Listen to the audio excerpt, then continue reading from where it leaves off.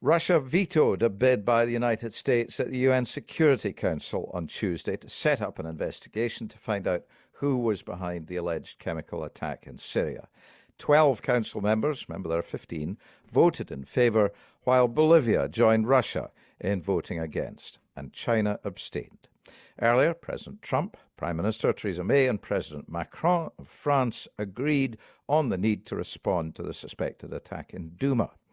Mr. Macron said any agreed strike will target Syrian government chemical facilities, and it's been the French president who's been one of the loudest voices up to now, advocating for a strong response.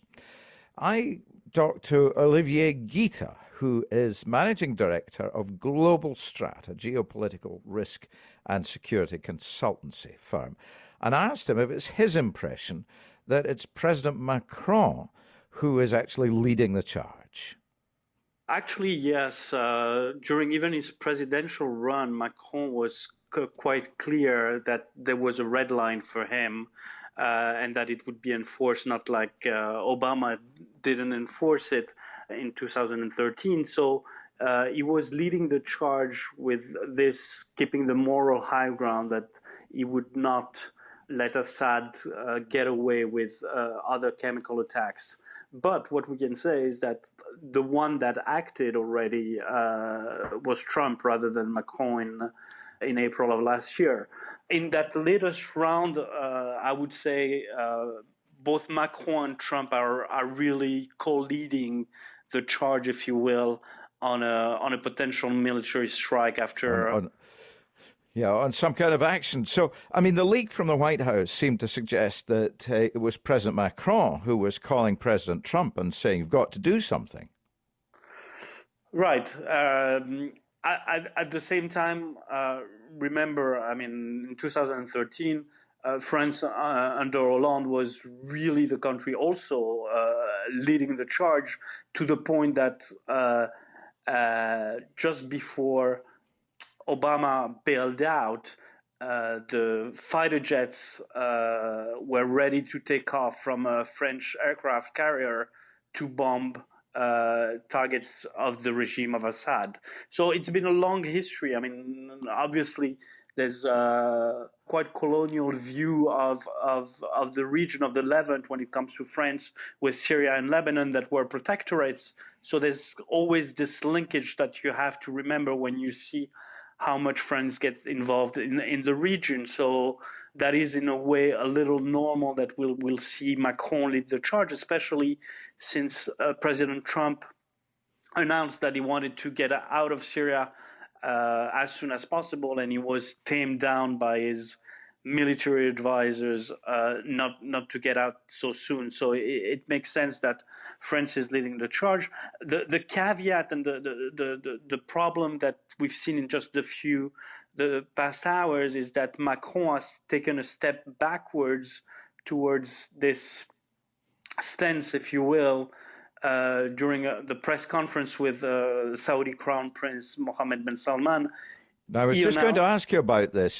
So in the last days, he would have seemed a little bit more warlike than he does today. What's changed? A couple of things. He's in a wait and see mode. I think that they are looking at possible other proof that the Assad regime is behind it. So you'll have the international agency going to Syria and get through an investigation. We know that it's going to take a while for the investigation to deliver the final conclusions. But all in all, what we heard from the French administration in the past was that a chlorine gas attack would not be sanctioned by a military strike, but something like sarin gas would be.